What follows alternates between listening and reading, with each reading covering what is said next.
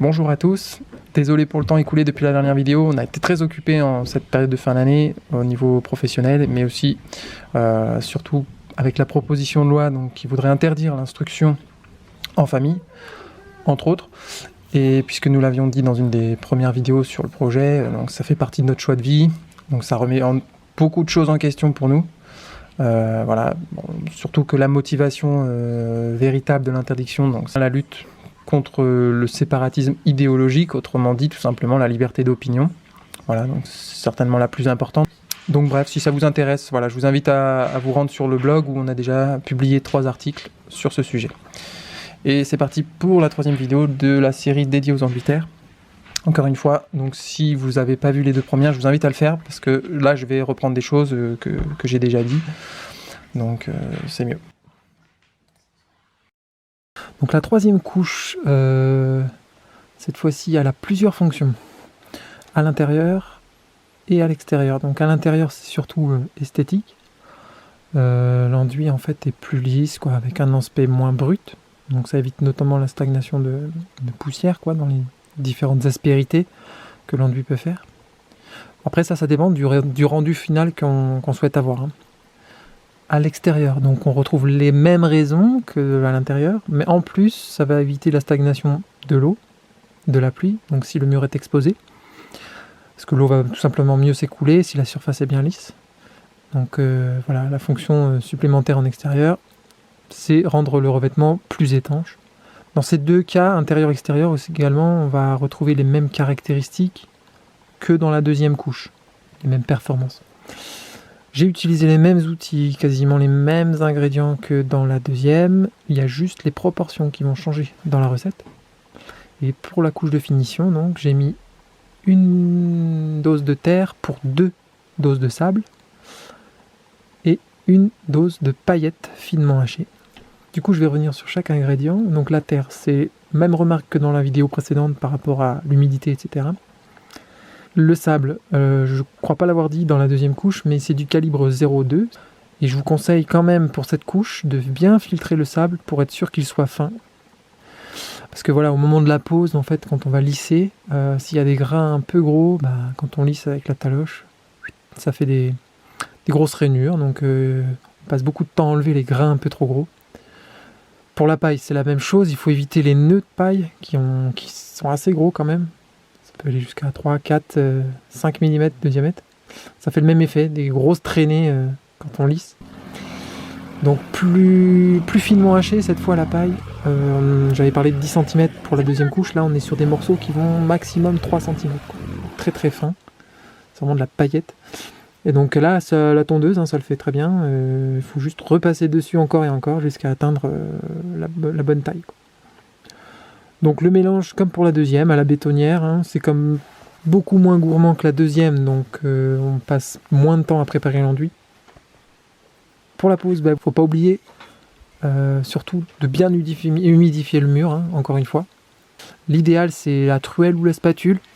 Voilà, je vous laisse cette vidéo où il y a 2 mises en œuvre différentes. On voit à gauche la truelle ronde que j'utilise et à droite la spatule, c'est une spatule de 10 cm, spatule plate.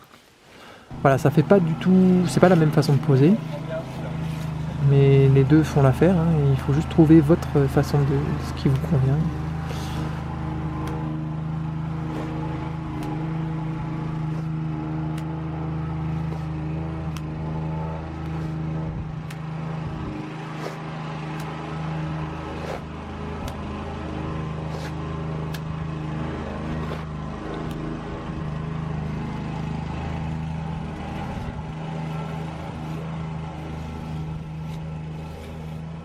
Voilà. Pour les endroits où c'est arrondi, pas le choix en revanche, il va falloir le faire à la main. Et tout, voilà, donc comme c'est des murs en paille, des fois on aime bien faire des arrondis ou tout ce qui est relief, etc. Ça marche pas avec ces instruments là, donc moi je trouve que les gants de protection ça lissait super bien. Petit rappel que j'avais bien illustré dans la vidéo précédente, c'est le cas des ruptures. Donc là c'est la dernière couche, donc il faut vraiment éviter de s'arrêter en plein milieu du mur. si vous prévoyez pas de relief, parce que là vraiment ça va se voir, quoi. Forcément, on s'arrête, on repart, c'est visible, hein. Sur la couche de finition extérieure, je vais m'y attarder un peu plus, parce que donc on a plusieurs expériences qui valent le coup là d'être rapportées. Première expérience, c'était sur l'atelier, donc on avait choisi une couche de finition à la chaux. Donc pas du tout la même recette, cette fois c'est, je sais plus la recette, je l'ai pas notée. Il y avait que de la chaux, du sable, de l'eau, voilà. C'est un enduit chaud assez classique en fait. Je crois que ça se fait conventionnellement. Donc, mais par contre ça fait un rendu vraiment béton. Bon, c'est pas vraiment ce qu'on cherchait, et puis en plus ça a été très désagréable à poser parce que la chaux est extrêmement irritante, ça brûle, même en étant très bien protégé avec des gants, etc., des manches longues, etc., ça finit toujours par se glisser et ça brûle. Voilà. Et en plus, alors ça sèche encore plus vite que l'enduit terre, donc là les ruptures c'est inévitable presque, elles sont visibles même si on va très vite. Voilà, c'est un enduit qui est très rigide. Donc sur les surfaces planes ça le fait bien, ça a bien tenu. Bah alors par contre sur les angles, les uns après les autres ils sont tombés, ouais.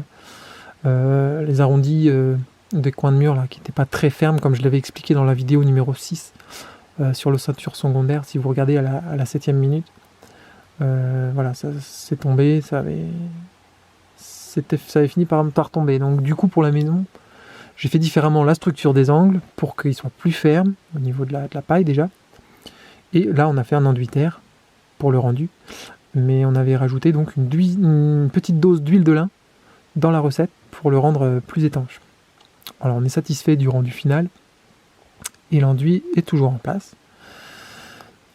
Et par contre, nous on a refait depuis l'enduit de l'atelier. Et donc on avait réussi à le faire tomber très facilement, celui à la chaux, parce qu'en fait, même dans les zones plates, il n'était pas super accroché. En glissant la spatule derrière, ça tombait tout seul. Alors on avait lu que la chaux et la terre, ça fait pas très bon ménage, que c'est un peu compliqué au niveau des doses, il faut bien gérer le truc. Là c'était vérifié, hein, ça avait pas trop bien accroché. Donc du coup on a refait l'atelier complètement en terre l'année dernière. Donc après tout le chantier, on a repris ça. Et donc on n'a pas fait de badigeon par-dessus, on a voulu garder la teinte naturelle terre. Et on n'a pas mis cette fois une dose d'huile de lin dans le mélange, comme je viens de vous le dire, pour la maison. Là on a appliqué, après une fois la couche de finition posée, en fait on a appliqué de l'huile de lin au pinceau directement. Donc ça c'est une nouvelle méthode qu'on a mis en place suite à une mauvaise expérience sur le badigeon de la maison. Mais comme ça parle de badigeon, ce sera pour une prochaine vidéo, donc dans laquelle je pense Emmanuel vous parlera des badigeons. Eh bien, je crois que j'ai à peu près tout dit sur la couche de finition, donc il ne me reste plus qu'à vous dire à la prochaine vidéo. Allez, ciao!